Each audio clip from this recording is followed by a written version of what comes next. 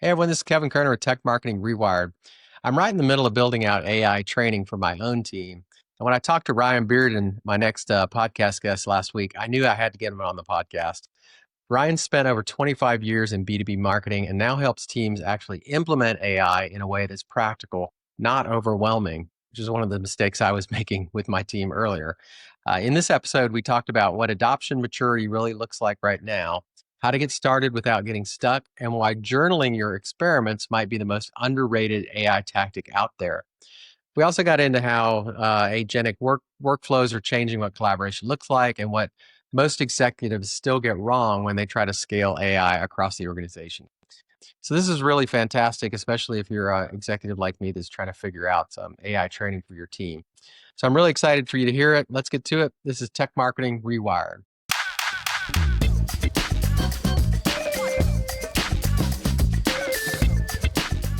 All right. Hello, everyone, and welcome back to Tech Marketing Rewired. I'm your host, Kevin Kerner, and today's guest is Ryan Bearden, founder of Bearden Marketing and AI Solutions. Ryan's got over 25 years of leading B2B marketing at companies like AT&T and some other top, very large SaaS brands, really innovative SaaS brands.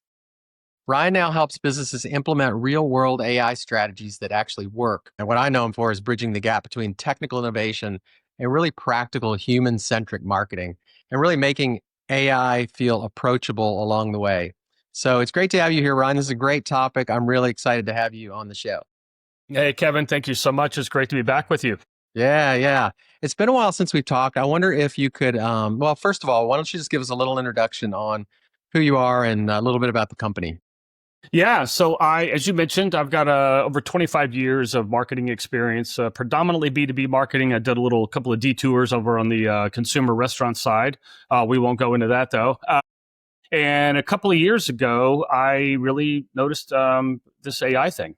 And in my previous role, actually was looking at how could we start implementing with this, testing this, and when I left that role, I really immersed myself in it and went all in on it, and went and did some certifications, training and transformation certifications, and have really kind of built my business all around this. And so what I do is I work with companies, small to mid-sized businesses, and really help them to gain practical skills on applying AI to their jobs, to their work, in a very, what I believe, easy to understand, easy to implement in very practical ways. And I'm enjoying the heck out of it, to be honest.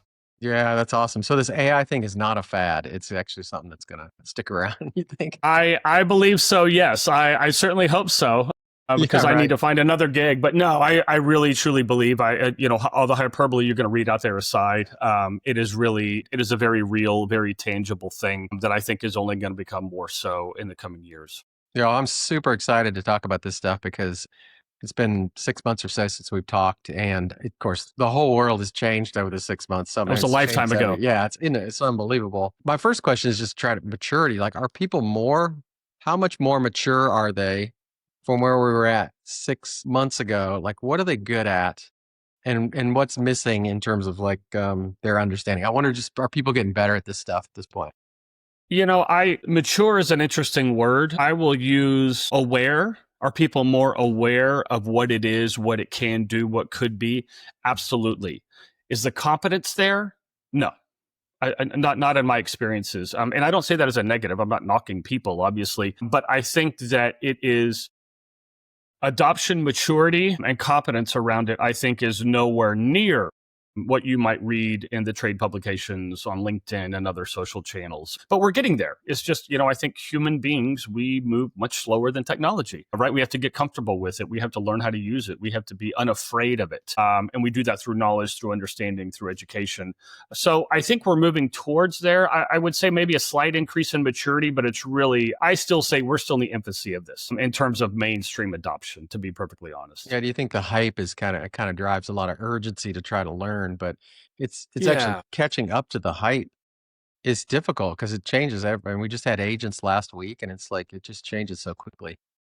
Yeah, it's really something else. But, again, the people that I'm working with and I'm speaking with, it's, hey, I've opened ChatGPT, I've used Claude a little bit here and there, but They really don't know how. And there's experimentation's great. I'm a big believer in it. I tell people all the time, just open it up. Like, stop reading Grok's better than Gemini, better than Chat. Just open it up and start experimenting with it, start playing with it.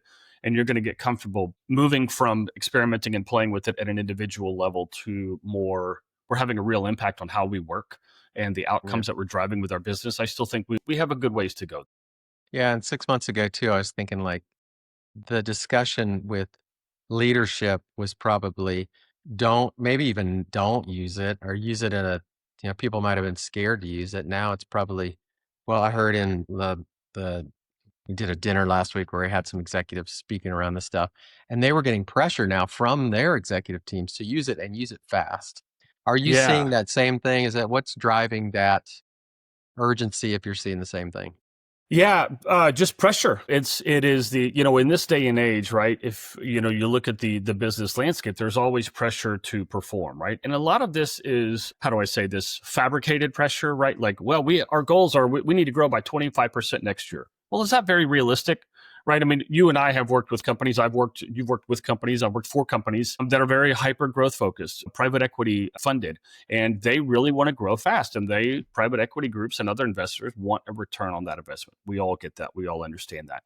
And AI, I believe, and in some people's eyes, is that next darling that's going to help us get there, going to help us double down and get there. And so I do think a lot of the pressure is coming there. But I think there's also, on the flip side, is I don't even know where to start. And if I start researching, I start searching, I start, digging into where to start, I'm even more overwhelmed because it's so easy to get overwhelmed with what's out there. And so I think that is driving what I'll call some sense of paralysis. It's just not knowing where to start. And, do I just get a blank check to go do this? Or how do I do this smartly? How do I do this effectively? That's not easy to navigate. If you haven't dug into it, this has been my whole life for 2 years. And if you haven't done that, it's not super simple to go and find your starting point to go. And it's going to look three different companies. It's going to look three different ways. So in the companies that you're coaching, the leaders, 'cause I'm in the same boat, we're all trying to figure out as business owners, like, how do you get your team or team managers or, department managers, how do you get your teams around this stuff? Is it that they don't know where to start when they come to you, or do they have an idea about doing it a certain way? Like, are you having to coach them from day one? Like, here's how you do this, or do they come to you and say, hey, I want these things implemented? Yes, a little bit of both. And there's definitely an eagerness, an interest there, and a sense of urgency there. But it is, how I help to frame it with them is, let's start small. Let's do a pilot. Like, I'm not asking you to come jump in bed with me with your entire organization, your entire team, whatever. Let's start small and let's see what could be. Now, I tell them, here's what you should expect. And I'm very upfront about that. Here's what you should expect. And I do not shy away from things like ROI and the actual results and impact. I want to put that front and center. What I want to do is I want to help you realize these benefits, these outcomes, these results. But this is uncharted waters for a lot of them and a little scary. So let's start small and let's see what could be possible. And that really resonates because it gives them a little bit of flavor, it gives them a taste of what could be. And, knock on wood, Kevin, every time I've done it, it's worked out. Right. There's been an expansion of work. We want to continue on this. Hey, with this pilot, it's worked great. This current client I'm working with, halfway through that first pilot, he was already signing up the next 2 cohorts. So they're definitely seeing the value there. And there's a lot of low-hanging fruit. And that's another thing that I try to explain to them is like, listen, we're going to get some real big wins here. We're going to learn a lot, but you're going to get some wins. Like, I can almost guarantee you that. And so once you start showing those wins, what it really does is it opens their mind to what else could be. It expands their mind to bigger initiatives, broader use cases of it. And what I like to do is to let them get there on their own. That's very, very important. I think of myself as a Sherpa. Like, I'm going to be with you and I'm going to guide you, but you're doing the work. You and your teams are doing the work, because if you're not, then you're getting nothing out of this, and shame on me. But letting them get to that, oh, wow, I see the impact. This is really going well. This is really going great. We're 4 weeks in and the team is already doing all these wonderful things. And it clicks, and it's like, oh gosh, what if we did this in this part of the group? What if we did this for our strategic planning? How do we apply it to that? Those bigger, larger scale, more executive focused initiatives. Yeah. Yeah, it's very similar in some ways to the whole digital transformation thing that was happening probably Yeah. 5 or 6 years ago. But at the digital transformation time, it was big platforms. Yeah. It wasn't super accessible. It was top down. And what this is more, if it's AI transformation, it's more bottom up. It's sort of the pressure is different. I mean, you're still, as a business owner, you still know you need to do it, but you know your people are probably already using it anyway. It's almost like it's digital transformation without the guardrails. It's just like all over the place, crazy stuff. No. And one thing you said that I think you really hit the nail on the head, which is bottoms up. And I am a believer that, and I'm not saying top down is just going to fail. I'm not saying that at all. But when you start to see how it's impacting day-to-day work, individual contributor level, people manager level, then you start to really open your eyes to what could be at that next level, as I said a minute ago. And so I'm a big believer that start in the trenches and start to see the impact in the trenches, because it's not just, oh my gosh, we're doing this faster, but what else are we doing now? And that's probably one of my favorite things is I ask my students, it feels funny saying that. Yeah, but I ask them to, I have what's called a transformation journal where they go fill it out and essentially just ask them, each time you use AI on a deliverable, go, what was the deliverable? Describe it a little bit. How did you use AI? How long does it normally take you? How long did it take you with AI? And if you do this on a regular basis, how much time do you anticipate it saving each month? But the more important question in all that is, was the quality of the output the same, better, or worse? Because if we're just doing a bunch of the same stuff faster but crappier, well, what's the point, right? Like we're moving backwards. And so that's really important. I could point all day long to, here's how much time you're saving. Here's how many hours this team is saving. And it's really that first cohort at the end of it, each month going forward. This is based on their words, Kevin. This is they are filling out this information. But it's the two biggest things I point to is you just saved like 3 days each person per month, 3 full days in time. But also, more importantly, how are they talking about they do their work? How are they talking about how they do the work? How are they talking about the things that they're doing now that they weren't able to do before? And that to me is a little bit fuzzier when you get to a ROI conversation with a CFO. But as you well know, that is so important. I mean, think about your team. If they're completely doing, hey, I saved 5 hours a month over here, but now I'm doing this. I'm spending those 5 hours doing this, which is more strategic work, new business opportunities. How are we expanding the opportunities with this existing client in your world? That's the kind of stuff that's really, really super important. And then once they see that, then at the leadership level, it's really, gosh, these are all the things that we wanted to test, but they're always on the back burner because we never had time. Well, now you have time. You have time to do those things that were more ambitious, but just out of reach because of bandwidth. Yeah, that's great. That's really great. Well, we talked when we were setting up for this about the AI education stuff that we're doing at Mighty and True. Yeah. And you were really helpful in guiding me on a few things. I want you to take me through, because I know a lot of people are thinking about training for their teams. Yeah. Why don't you just give us some of the different tactics you use for training that are meaningful? And I think the one thing you told me about was like there's an overwhelm component of all this, and there's keeping things practical. Tell us a little bit about the training formats that are really having the most impact. So one of the things that I really focus on is, when I first started getting into this, Kevin, I was really dead set on, I really want to be on the cutting edge. I want to stay on top of all the new stuff that's coming out. And you actually do this quite well, I will say. I don't know how you do it, but you do it pretty darn well. Yeah, it drives my team crazy. Yeah. It drives them crazy. But it's like, I quickly realized all of this kind of new stuff, whether it's agents, any sort of automations, that is so far off from the mainstream when most companies most individual contributors and even leaders have maybe opened Copilot or Gemini and done a few things. And so I quickly settle down, Ryan. Let's go focus on practical skills at the most basic level. And what I truly believe, and my experience of playing with various tools and looking at them, is mastering the large language models, and I don't care which one you prefer, mastering those is critical foundational skills for you to really harness AI to its full potential, not only today, but in 3 years when it will look vastly different than it does today. I'm also a believer that the LLMs, large language models, will be able to do the majority of what these point solutions claim to do just as well, if not better. And so what I really do, my approach is, we're going to focus on building your skills on using the large language models in your work. And I think that in your work is a really important key, is that I might have a few slides. I have maybe in each training session 2 to 3 slides, but we spend 95% of the time, what are you working on today? What is the deliverable you're working on this week? What is a problem or obstacle you're facing this week that you're having trouble overcoming? Okay, so that's what we're going to do today. In each session, it's laser focused on something you're working on or something you're trying to overcome. And once you really apply it to their real work, and one of the things I always harp on, one of the slides I show them every time is work on your work is, there's 3 key principles. AI is your blank. For each person, that's very different. How is AI going to help you today? Incremental gains. You're going to get better and better and better at this each time, but most importantly, work on work. I'm not here to pull up a random scenario and show you how cool the tool is. We are here to work on your work. And that has really resonated the most. And when they see the impact and think about how much time we spend at our jobs, Kevin, over the course of our life, we will spend far more time at our job than we will with our families. That's just a fact.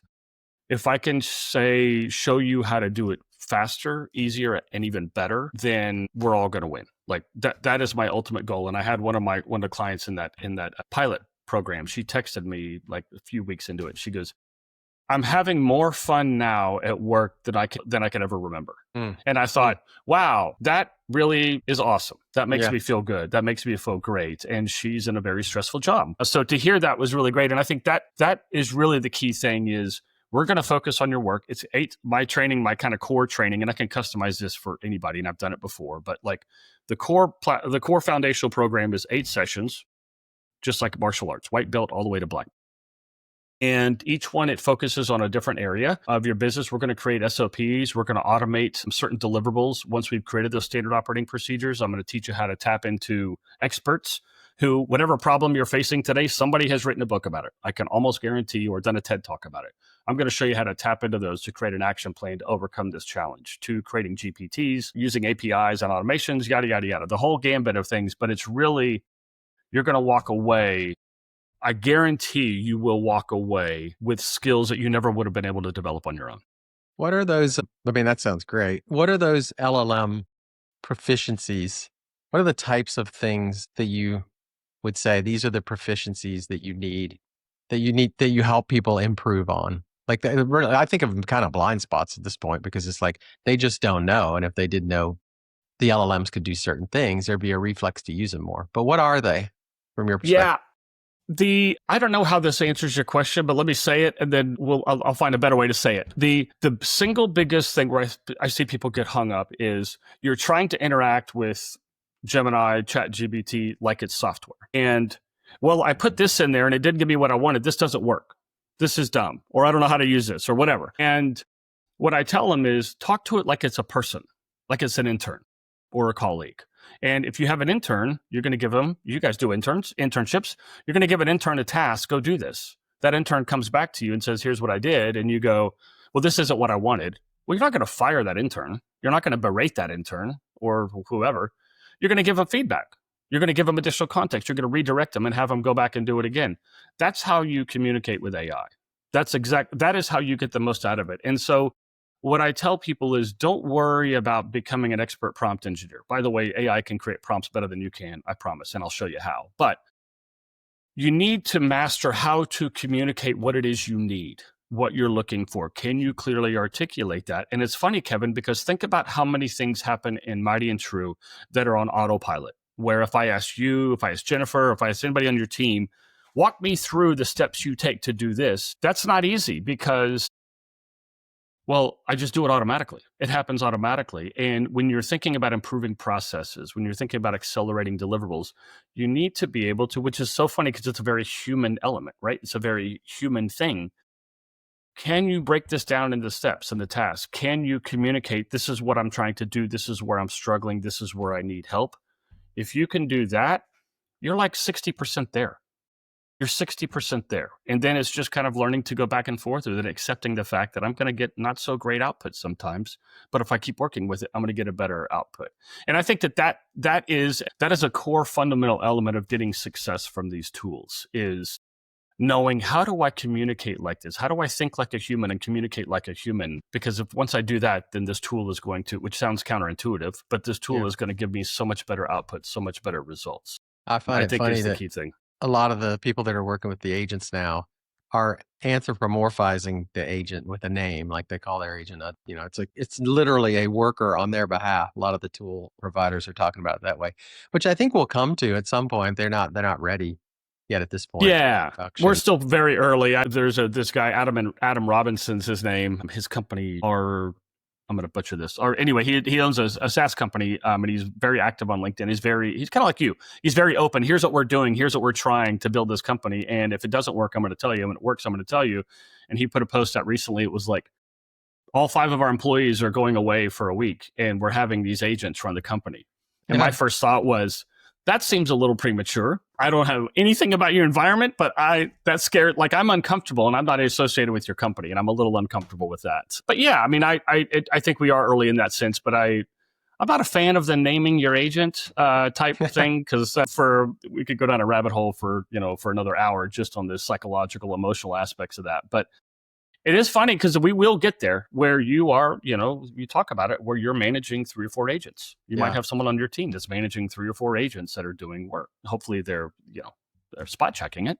Yeah. But that day is coming. I think it's further off than we think, but it's coming. If you can get someone to be more mature in how they're communicating with the LLM and prompting, and they're getting good at that, what's the next level?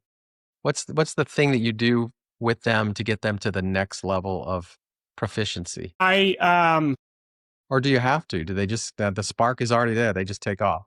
I think that's it. I mean, I think it's so organic. And the way that I set up my training is very much like, I mentioned the transformation journal. And there's also, like, at the end of each session, like, there's homework where, you go submit your homework and you get certified for that belt for that particular session. But going off and doing the homework, I have so much fun with that. I really encourage them to record their screen and themselves talking through, like 2 to 3 minutes. Record your screen, do it. But I'm like, you don't want to do that. You're not comfortable. Share your chat or put in a document, whatever.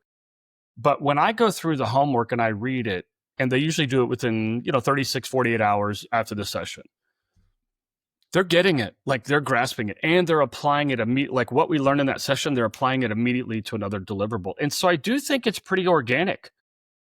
It is, they are, I like to tell people that what I do is, you do AI training. I give people confidence and capacity. And once you give them that, human beings are spectacular species, right? Yeah, we can do anything. Sherpa, your Sherpa thing is pretty much. They're not on my back. I'm like it. guiding them and saying, like, now you see this, and even I had the Haid SVP of marketing. He came to one of the first sessions. I told him, I was like, you come for free. I want you there. Like, I won't even charge you, knowing he wouldn't come to all of them. But it was his first ever experience, like, spending this much time focused on it. And the first thing he said is, he joked and said, "You've ruined my life. You've opened my eyes to so many rabbit holes I can go down. My mind is spinning about where to go." And I was like, good. Yeah. That's what I want. Yeah. I hopefully ruined your life in a good way. But it is so organic, Kevin. It's just, like this well, where, there are things where you could take the textbook, you could take the syllabus from a college course or whatever, and never go to the class, but you're probably not going to pass the test. You're probably not going to do well, right? It's that there's that whole element of being taught, being led down the path of learning versus trying to go do it on your own. And I think that's where the power is. And the cool thing, I will, kind of to answer your question another way, is that first cohort we did, they were like, afterwards, they were like, well, what's next? Like, we want to keep going. And so I've actually built a few follow-up sessions that we're doing with them where we're going to get more into more automations, more agent type, even like introducing them to Relay, which, you and I know very well. So some of these other tools that are out there where it's, again, this is not a silver bullet for your organization. This is getting your mind wrapped around that next level of agentic workflows. Yeah. And automations that are there. And so once you get them to that level and proficient, then the horses out of the stable, and they're going to go. Do you think, I really love the idea of that aligning the Sherpa, the guide, with the work that they're currently doing, because they can immediately see that, oh, this actually helps me in my day-to-day job. Are there circumstances where you want to train them in a broader way?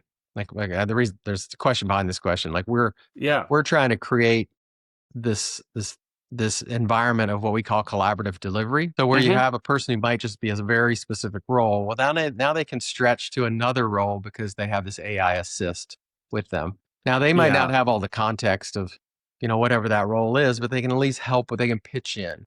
And so it's amplified initiative for us because we can have employees go off and do things. So is it worthwhile giving an employee more perspective than just the stuff that they work on, like having them work on exercises that are not related to their role, just so they can see how those things work? Have you tried that? Yes, I have. And it's a great, great point. And I think there's certain types of organizations where this is really good. I mean, I think about your company kind of fits this mold a little bit, but think on the non-service side, not agency side, like you're a startup and you got 5 or 6 employees. Well, you probably don't have an HR team. Or you probably don't have a marketing team, let's be honest. But you should probably have some HR functions happening, deliverables happening, marketing things happening. And so in that sense, how I would approach, I do think it's a very good idea. How I would approach that is much more on a workshop basis. I've actually done this. Actually, one agency that I worked with, their creative team, I had access to their processes. This is our process, our best practices on how we do. And for their ops team, I took them through the training because I knew they needed these kind of Swiss Army knife skills. But for the creative team, I did, I think, 6 or 7. I'm going to do a workshop for every aspect of your process. And I'm going to show you exactly how AI fits into this. So we're actually going to do some real client work, not the actual deliverable, but we're going to do sort of in unison, if you will, in parallel. We're going to do some real client work incorporating AI to give them a sense of how this could happen. I would do that, something very similar for a company of like, hey, here's this person. He or she's a very strong project manager. They don't really have marketing experience, or we really need to get some HR things done. I would go and like build that. Like, let me show you how to do this. The one caution I would say to that, and this is what the rush to automate and to, there's a lot of fear out there amongst creative teams, I think, to uncertainty around this is I can teach someone who's got an HR background how to use AI to do marketing deliverables. But what I can't do is show them what good is. Yeah. The risk is when the output comes from, like you're building a campaign or you're writing a blog, something as simple as that, or an email campaign, knowing what is good and why, or where it could be improved is why. I can help you get there pretty far with AI, but I still believe the human in the loop is the single most important aspect to all of this. Or maybe expert in the loop in that case. case. Expert in the loop. Exactly right. Not just any human, but an expert or a specialist in the loop to be able to understand this is good quality, this is appealing, this is hitting the points of our target audience, and here's why. That's the only risk. And that's a big one. That is a big one. But absolutely, I could walk in and I feel confident within a month I could have a lot of people cross-trained on different functions. That's an easy thing to do. But again, it's that discernment of quality that is just important that people need to be aware of. Yeah. We got a lot of questions. As I mentioned at the start, we got a lot of questions last week at the dinner about, executives wanting this stuff to roll out real fast. And maybe a couple questions. One, what guidance would you give those? Like these were all marketers, so it was just that specific department. What guidance would you give them on how to message that back to the executive team? Like what it seems like you'd want to acknowledge it. Yes, we want to use AI, but I have another question around measurement. Like how do you prove the ROI on this stuff? Yeah. So the first question I would ask to answer that question is, how do you define fast? Like, is fast at a board level might be in the next 6 months, I want every single person in this company, fluent in AI. Okay. Well, what does that mean? Like, do you want them building AI tools, or do you want them using AI to do their jobs, incorporating it into their processes, or less people, or have less people? Yeah. And I try to steer away from the less people conversation, not because I'm scared of it, because I do not think that is the right lens to look at this through, at least not initially. That could be a byproduct of all the work that goes into it, let's say for the 6 months. But I really, personally, I'm here to supercharge your people, not get rid of them. And so, but with that said, I would say, let's say it's 6 months. I think that is a very reasonable amount of time to pilot some programs, scale those programs. So obviously find what's working and scale that and begin to have it across your organization, right? If we're talking AT&T, probably not. But if we're talking, a 500 person company, and depending on the capacity they wanted to do, I think that's very realistic. The thing is that what I like about my approach, I'm biased, but what I like about my approach is, because I am applying it to your job, your day-to-day, the adoption and implementation is going to be almost overnight.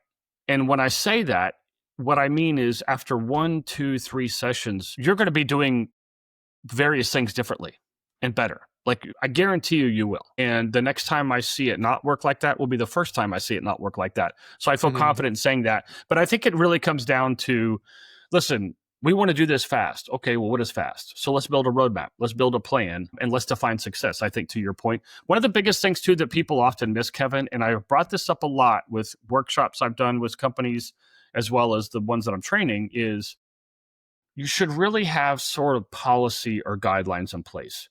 Those policies can change. Think of your first AI policy that you create, and maybe it's for a marketing team or a sales team at first, but it should have guardrails, but the guardrails are rubber. They can bend because you don't know what you don't know. And the more you get into it, the more you see, then that might help reshape that AI policy. But I think you have to have some guardrails in place. There was a statistic I read today, as a matter of fact, of the number of people that are employees that are still hiding their AI usage from leadership, and which should scare the hell out of.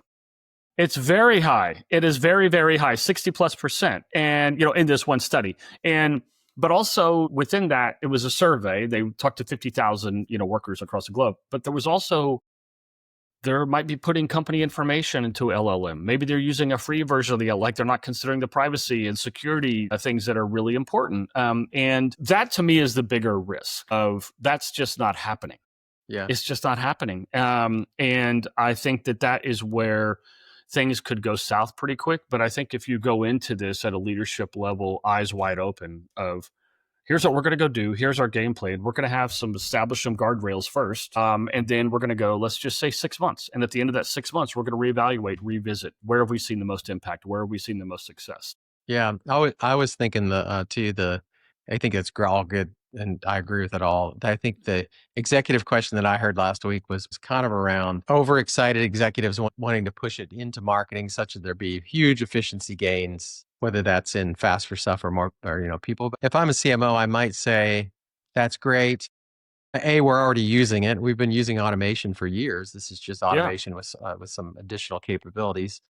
So we need to implement it like we implemented our automation, and we can get better at that. But it's not all ready for prime time. What you're hearing on LinkedIn and all the other things is not exactly what you're going to get out of my marketing team. They're just not ready yet. We're not going to have agents running everything. We're not going to have automations with AI on top of them yet. Now, there are some point solutions that do that. Like, I think there's a really good case for SDR, sort of customer service use cases. And there are a bunch of those, but from the marketing team, there's so much nuance in marketing. It's really, you're really overreaching to say, let's just put AI in place and, start seeing massive efficiency gains and less people. That's right. I think what I would say to that is, number one, what doesn't get near the headlines that, you and I have read the headlines of, Microsoft's cutting 6,000 jobs and they're going to do automation, Duolingo, a lot of these companies that are out there that have been very bold, come out, bold leadership mandates, for lack of a better word. But what you don't hear about are the companies that cut customer support teams because they want to automate it with AI, that cut marketing people or SDRs because they want to automate it with AI. Well, 6 months later, what are they doing? They're hiring those people back. Why? Well, because it's not performing as well as a human. And, not to sound like an armchair quarterback, but yeah, I mean, somebody's going to have to be the company that goes all in first and has to back up and say, well, that didn't work out the way we wanted it, right? And, no matter what, digital transformation, e-commerce, whatever, we go back, last 30, 40 years, any innovation like that, there's always the people that are the early adopters that are rushing into it. So, but also let those be the lessons that we don't have to go and repeat. Yeah. Right? Like, don't rush into it yet. Just like I say, don't go with a mindset that you're going to get rid of 5% of your marketing team because of all this. Go in with a mindset of, we're going to make smarter decisions. We're going to be able to personalize, get more personable with our communications and our messaging. We're going to be able to support our salespeople better. We're going to get to market faster. We're going to know what our competitors are doing well and not well faster. Like, those are the things where it's like, I will show you how to do all of those things and then some very quickly.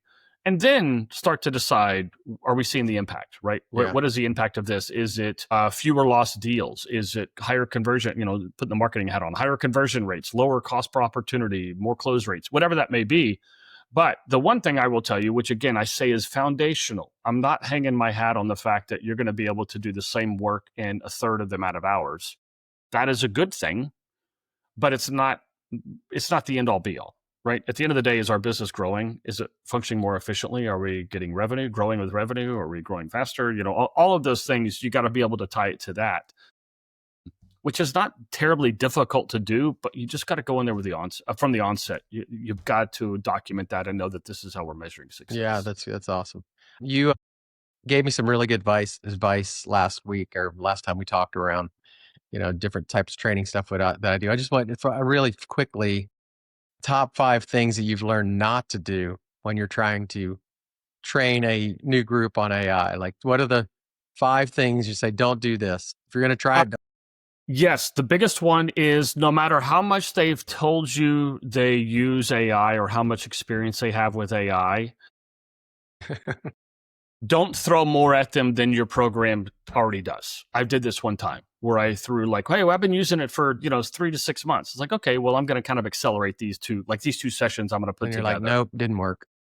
I mean, like, so you used this word earlier, so overwhelmed. They got so overwhelmed. And don't overwhelm. That's a good. Don't overwhelm. That's I cannot say that enough. That looks different for every single person, but like I've got a demo that I do that it's just like, I'm going to prove to you how well AI knows your job. And you potentially put it in your job title or your LinkedIn profile, and it gives you it's a GPT that is really just, like I said, a demo. And it pulls up the 8x8 matrix of like, here's your top 8 core responsibilities and all the deliverables. And I have seen more people just shut down and disengage because they're impressed, but they're overwhelmed. And when you get overwhelmed like that, it rarely is a good thing. And so that's the big one is, even if it seems so basic, 9 times out of 10, every person sitting in that session, in that class, is going to get something out of it, something positive out of it. That's the number one thing. The second thing I would say is it is absolutely imperative. I push as hard as I can. They don't work for me, but do the journaling. Take notes. Keep a journal of what you're doing and how you're doing it, what's working. Because I really push them also to say, listen, this is not about me getting like numbers that I can go promote my business.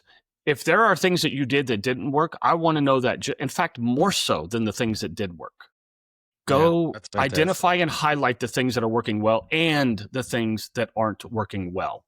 Because, that's one of the things that I tell people is, I mentioned to you like hey, talk to it like it's an intern or a person, not like it's software, but also context is everything.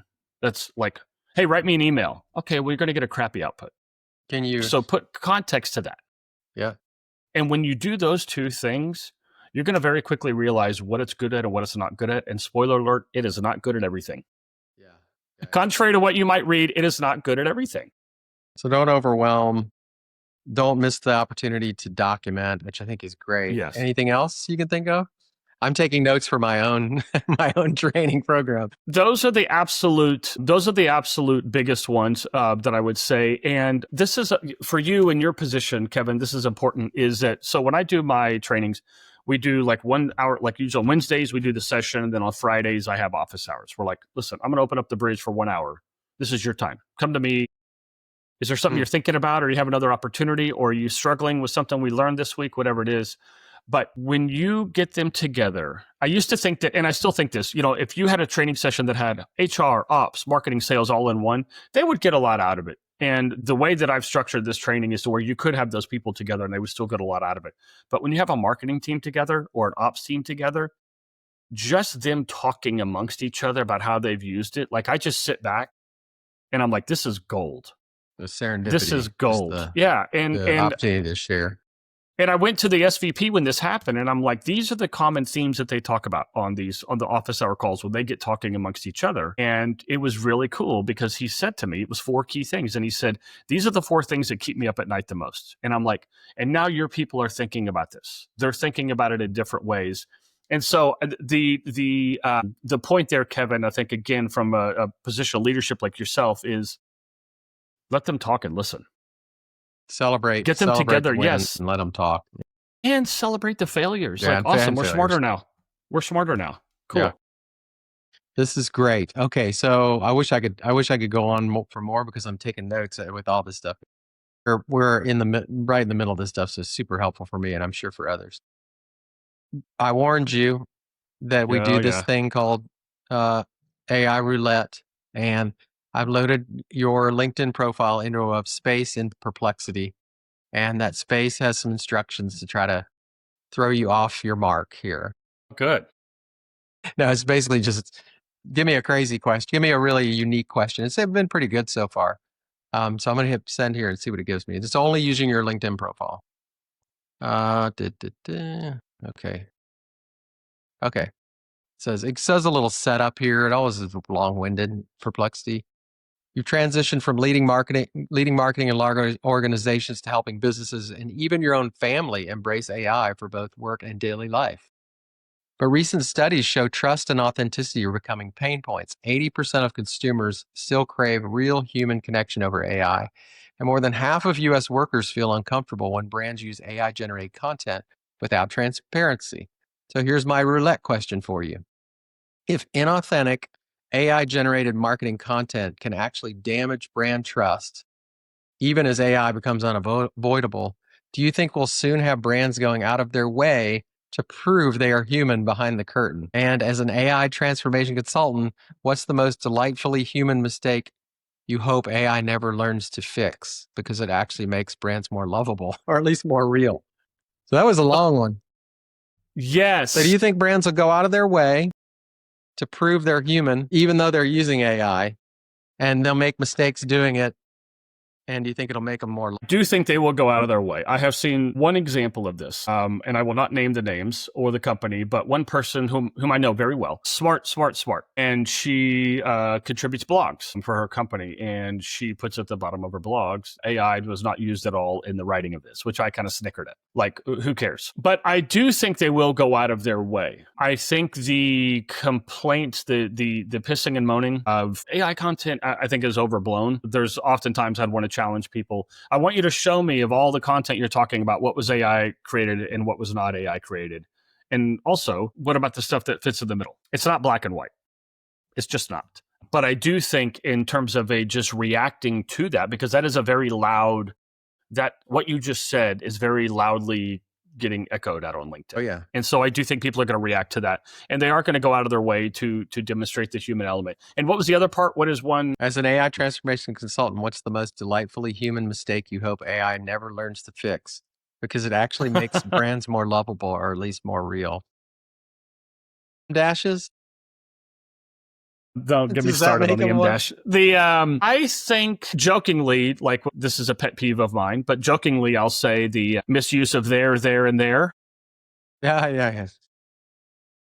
No, I do think, I believe that passionate, loquacious writing is something I don't see with AI. I use AI a lot for writing. I never take what it gives me. I take it and I go make it. I run with it. Sometimes I'll rip it to shreds. Sometimes I'll change this or that. But Yes. I use it all the time because it helps me get it done faster. The way that I speak I have a tendency to be wordy. We're proving this right now on this podcast. And so I think that the kind of loquacious, cheeky, that's not an error though. That's not an error. Yeah, That's a style. That's a style. Human mistake you hope AI never learns to fix. I don't know. That may need some ripening over time. Yeah. Maybe we'll look back in another 5 years from now, and this will be right. We'll think of AI as kind of like Miss Pac-Man, and we'll be like, "Oh, that was cute back then. It was so cute." Or Frogger or something. I would say, maybe it definitely can fit this, but I always get a kick out of when people like are very passionate about something and put their foot in their mouth, not intentionally. That's always entertaining to me, that uncomfortable feeling that you get when you see that. But it's certainly something, again, AI can fix. But I don't know. I think you're right. It's hard to think of, and I'm all very much locked into like work, right? But we're in the middle. We're in the middle of its mistakes now. They're cringy. But that cringe eventually might become something that's cute at some point. Who knows? I don't know. We'll know in the fullness of time how. I do think the M dash, people losing their mind over the M dash, cracks me up. A little crazy. The writer guy. I still have, by the way, a GoFundMe to. Yeah, that's right. I can You put keep that to that shame. going and promote that. You might be making a trip to Costa Rica soon, taking the whole family. But yeah, I do think we'll have to come back and look at that one. But it is a very interesting question. I would need to ponder that one. Perplexity wins at stumping us. It's really good at throwing the sideways stuff. So this is great, Ryan. I really appreciate you being on. I'm sure people are going to want to get a hold of you. I would encourage them to reach out to you for all of your training, expertise, and AI knowledge. What's the best way to get a hold of you? And I know you really like to talk through this stuff. So yeah, I love it. And thank you for having me, Kevin. This is always a blast. Beardenmarketing.com is where you can go to the site. You can get a hold of me there. I have a YouTube. I'm actually getting very active in my YouTube, trying to do more videos. Bearden Marketing Solutions is the YouTube handle, and you can go check out videos. You can reach out to me there as well. But it kind of gives you that. Those videos will give you a little bit of a taste of sort of my style, what I go through, and what I can teach you. But fantastic. yeah, always love talking shop about this. So welcome anyone and everyone. Yeah, this has been great, Ryan. We'll get together soon. I really appreciate it. All right. Thanks, Kevin. Okay, thank you.